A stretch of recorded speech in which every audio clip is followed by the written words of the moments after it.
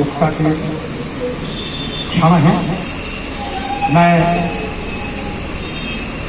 श्रद्धेय की पावन स्मृतियों को प्रणाम करते हुए उनके श्री चरणों में नमन करता हूँ और ये कहता हूँ कि खास से भी खास में वो खास रहते हैं,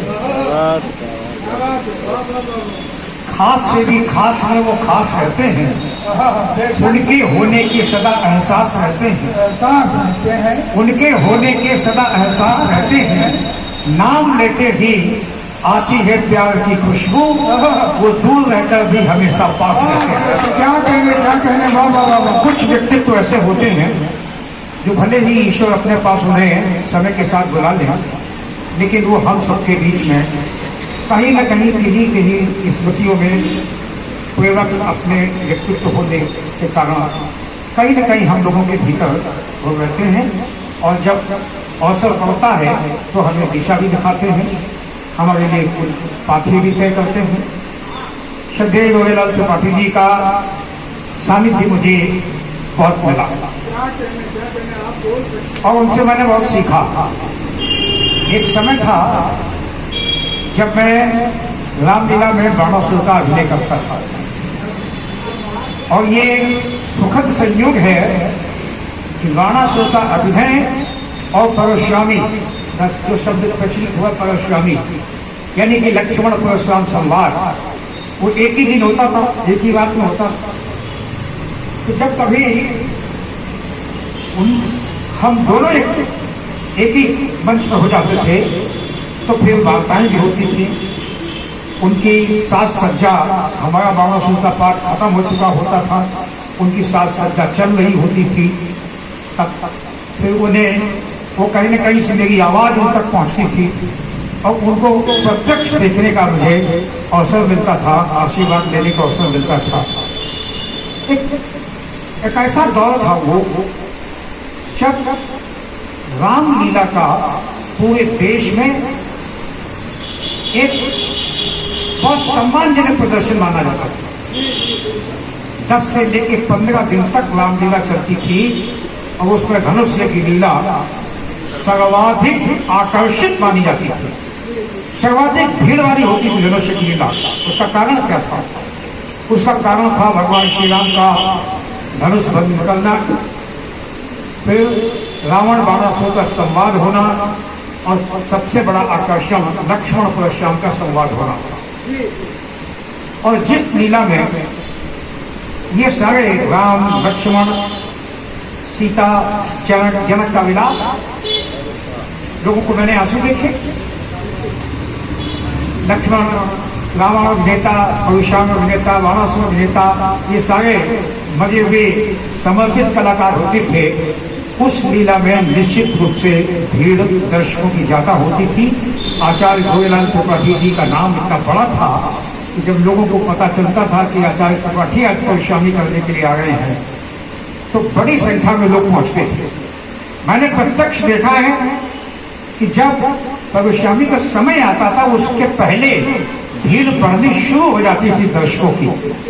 ये उनका चुंबकीय आकर्षण होता था, उनका समर्पण होता था। शिक्षा, साहित्य, संस्कृति, समाज सेवा, इन सारे क्षेत्रों में उन्होंने बड़ा काम किया। एक शिक्षक के रूप में उन्होंने एक आदर्श शिक्षक की अवधारणा क्या होनी चाहिए इसका भी प्रदर्शन किया। समाज सेवा के रूप में उन्होंने कई प्रकल्प शुरू किए, आपको बताए गए होंगे। और आध्यात्मिक चेतना के धनी को थे ही, क्योंकि श्री रामचरितमानस से, गीता से भी बहुत गहराई से जुड़े थे और बड़ी ही समर्पण के साथ उसका अवगाहन करते थे। और जब वो उद्बोधन करते थे तो उनका पांडित्य, उनकी अध्ययनशीलता उसमें प्रकट होती थी, आकर्षित करती थी, लोग अचंभित होते थे। कई बार वो साधु संत जो भगवान श्री राम का प्रवचन करने वाले हैं, वो लोग भी चमत्कृत होते थे कि ये प्रसंग किस दृष्टि से कहां से निकल के आया। क्यों? क्योंकि आचार्य रोहिलाल की जो अध्ययनशीलता थी, शिक्षक होने के नाते बहुत गहराई से थी, बड़े समर्पण शांति बहुत बड़ी थी। जहां भी कहीं उन्हें श्री राम साहित्य मिला और खासकर तो श्याम जी का अगर कहीं संदर्भ मिला तो उसको बहुत तो गहराई से पढ़ते थे, समझते थे। बहुत सारे दृश्य हैं, समय की सीमा होगी, मैं जाऊंगा तो आपको थोड़ा सा लगेगा कि बहुत समय ले रहा हूं, लेकिन कुछ दृश्य चमत्कृत करने वाले होते थे। भुवन भोग कठोर दिमाग चले, धनुष टूटने की आवाज और समाधि में बैठे हुए परेशान, उनका चौंकना, उनके पूरे शरीर का हिलना, आंखों के खोलने का तरीका, और फिर इसके बाद में उद्बोधन 2-4 शब्दों में, ये क्या क्या ये ध्वनि ओहो, ये तो अन्याय हो गया, किसी ने भगवान शिव शंकर का धनुष भंग कर दिया।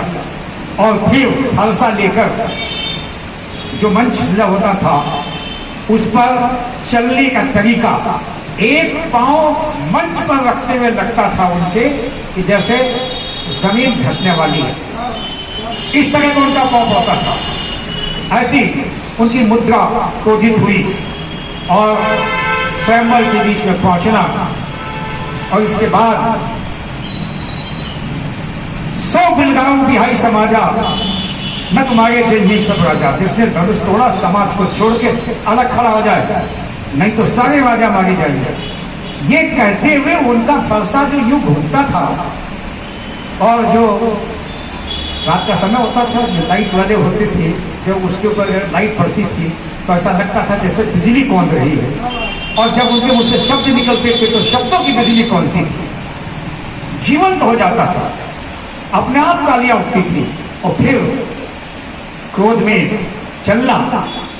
चलने के बाद में जनक जी से पूछना, ये सारा कुछ ऐसे छंदों में जो दूसरे प्रभावशाली नेता के पास नहीं थे, कुछ ऐसे छंदों में, कुछ गद्य में, कुछ रामचरितमानस की चौपाइयों में कहना, प्रस्तुत करना, पूरा दृश्य इतना जीवंत हो जाता था कि उस समय अफसोस है कि इस तरह से वीडियो बनाने वाले अगर हमारे पास मोबाइल कैमरे होते तो आज मैं कई दृश्य आपको दिखा सकता था उनके जीवन अनुभव का। एक तो संदर्भ और बताता हूं। धनुष परशुराम जी बहुत क्रोध में हैं। लक्ष्मण जी बोलते हैं, बहु धनु ही तोड़ी लड़काई, कबहु न असरिस कीन गुसाई, यही धन पर ममता के हेतु। इसके बाद अब एक बहुत महीन बात समझना, परशुराम जी की तरफ जिन्होंने देखा वो खड़े हैं, और इसके बाद इन एक एक चौपाई की एक एक पंक्ति पर उनकी जो मुद्रा बदलती थी, लगता था कि क्रोध का दावानल फूटने ही वाला है। और फिर जो संवाद आता था, पहुंचते ही जो संवाद करते थे, पता स्मृति प्रतिभा के प्रदीप्त पंडित के अपार पारावार, कविता कामनी के कमल कांत शिष्टाचार के सुधाम सुगो गणेश दिव्य, जनक जी कहाँ हैं? पूरा सन्नाटा, लोगों की तालियां। ये जीवंत अनुभव जो होता था वो निश्चित रूप से सबके बस की बात नहीं थी, कोई सबके बस की बात नहीं थी। इसीलिए वो तमाम सारे अभिनेताओं से शिवदत्त लाल त्रिपाठी जी ने बड़ा नाम किया, शिवली के थे, लेकिन तालियां होनी चाहिए, बहुत अच्छी तरह से व्यक्त कर रहे हैं भाई। मैंने उनको जीवंत देखा है, मैं उनको जीने की कोशिश करता हूँ, लेकिन उनका जो अभिनय था वो बहुत जीवंत था।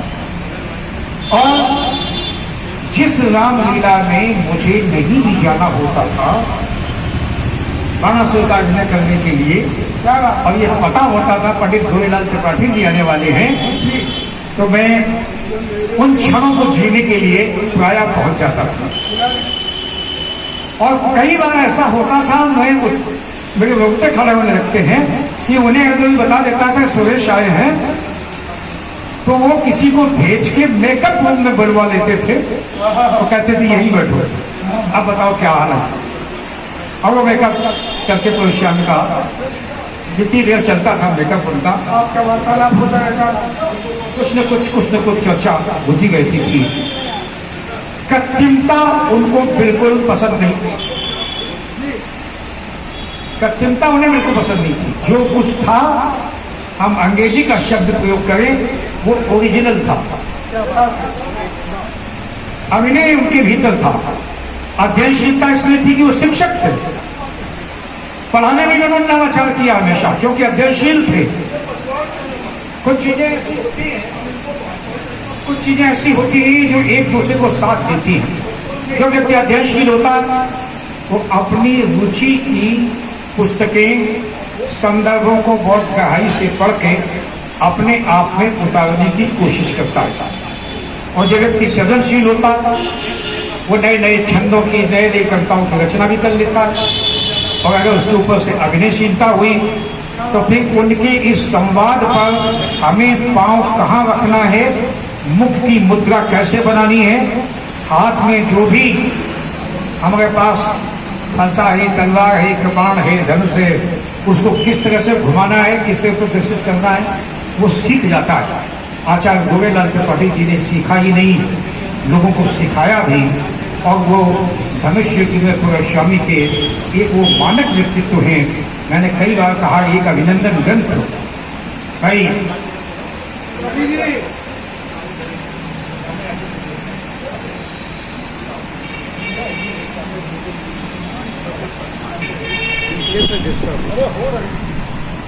मैं ये चाहता हूँ, नहीं वो वीडियो बनाए, मैं ये चाहता हूँ कि भैया कि एक अभिनंदन ग्रंथ विपुलता के साथ निकाला जाए। क्या बात है, क्या बात है। और तालियां उनके साथ पर, हाँ तालियां कमजोर है थोड़ी सी आपकी, हाँ जी जी जी, क्योंकि उनकी ये कला उनकी पीढ़ी से इस पीढ़ी तक स्मरण करने के लिए पहुंची। इस पीढ़ी से अगली पीढ़ी तक जब पहुंचेगी तो शायद शब्द लगा रहा हूं, तो शायद इतनी उर्वरता के साथ, इतनी चेतना के साथ ना पहुंचे।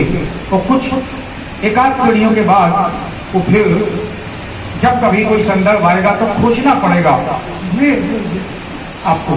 तो एक अभिनंदन ग्रंथ उनके लिए छापा जाए, जो उनके साथ के परशुराम अभिनेता, जनक अभिनेता, राण अभिनेता, लक्ष्मण अभिनेता, यहाँ तक कि सीता बनने वाले और रामलीला के आयोजक हैं, उनसे संपर्क करके जो लिख सकते हैं उनसे लिखवाया जाए। कुछ कवियों से उनका व्यक्तित्व कृतित्व भेज के, जैसे आप बैठे हैं, कहा जाए कि इनके इसको अपने कवित्व में कहिए, लोग कहने को तैयार होंगे और एक अभिनंदन ग्रंथ बनेगा। तो ये मान के चलिए कि पीढ़ियों तक हमारे आचार्य गोविंदलाल त्रिपाठी जी को जिसने भी नाम से, जो भी नाम सुनेगा या सुना होगा और जरा सी भी उसके अंदर जिज्ञासा होगी तो उसे उस तक पहुँच के वो आचार्य गोविंदलाल त्रिपाठी जी के मुख मुद्रा से निश्चित रूप से जुड़ेगा। मैं उनके श्री चरणों में पुनः प्रणाम करते हुए आप सबको पहले शुभकामनाएं देता हूं उनकी ओर से, और ये शुभकामनाएं देता हूं कि चिंता, तनाव, कुंठा और ना उदासी हो। चिंता, तनाव, कुंठा और ना उदासी हो। खिले फूल मुस्कानों के, गुस्सा ना जरासी हो। कानों में बजती रहे साहित्य की घंटियां, कानों में बजती रहे साहित्य की घंटियां। हर दिन बसंत का दिन हो, हर रात पूर्णमासी हो। मुझे एक कविता सुनाने का आदेश किया गया है और उस आदेश में लिखा होता कोई भी उसकी कविता सुनाइए। मैं व्यंग का कवि हूँ, गजल का